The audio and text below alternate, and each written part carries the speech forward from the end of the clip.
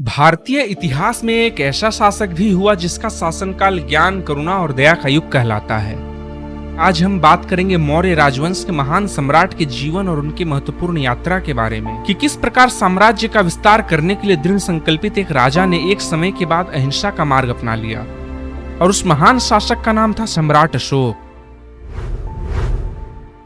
सम्राट अशोक का साम्राज्य उत्तर में हिंदकुश से दक्षिण में मैसूर तक तथा पूर्व में बांग्लादेश से पश्चिम में अफगानिस्तान तक था। यह विशाल साम्राज्य उस समय से आज तक का सबसे बड़ा भारतीय साम्राज्य रहा है। सम्राट अशोक के संदर्भ के स्तंभ एवं शिलालेख आज भी भारत के कई स्थानों पर दिखाई देते हैं। इसलिए सम्राट अशोक की ऐतिहासिक जानकारी अन्य किसी भी सम्राट या राजा से बहुत व्यापक रूप में मिल जाती है।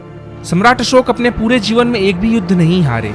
उन्हीं के शासनकाल में 23 उत्कृष्ट विश्वविद्यालयों की स्थापना की गई, जिसमें तक्षशिला, नालंदा, विक्रमशिला, कंधार आदि विश्वविद्यालय प्रमुख थे। सम्राट बिंदुसार के पुत्र अशोक का जन्म 304 ईसा पूर्व में हुआ था।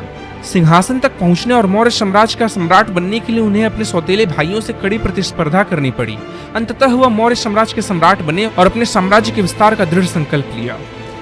अशोक युद्ध के मैदान पर अपनी रणनीतिक प्रतिभा के लिए जाने जाते थे। उनकी विशाल सेनाओं ने मौर्य साम्राज्य की सीमाओं को अभूतपूर्व स्तरों तक फैलाते हुए दूर दूर तक के क्षेत्रों पर विजय प्राप्त की।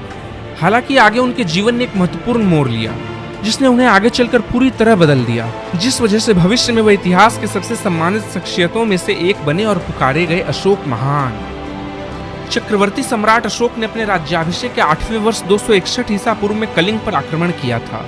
कलिंग युद्ध के दौरान सम्राट अशोक ने भारी नरसंहार को अपनी आंखों से देखा। रक्तपात और जीवन की हानि ने उन्हें गहराई से प्रभावित किया, जिससे उनका हृदय परिवर्तन हुआ और उन्होंने अहिंसा का मार्ग अपनाया। आत्मनिरीक्षण और मार्गदर्शन प्राप्त करने की अवधि के बाद अशोक ने बौद्ध धर्म अपना लिया। अशोक की धार्मिक सद्भाव के प्रति प्रतिबद्धता भी अद्वितीय थी।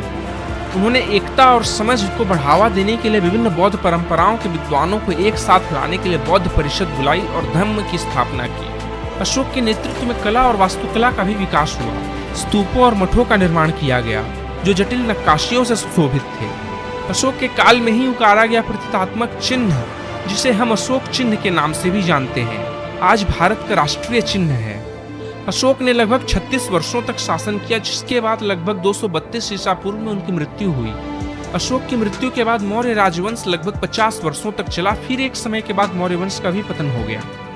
आज के लिए बस इतना ही। भारतीय इतिहास के आगे की यात्रा हम जारी रखेंगे अगले वीडियो में।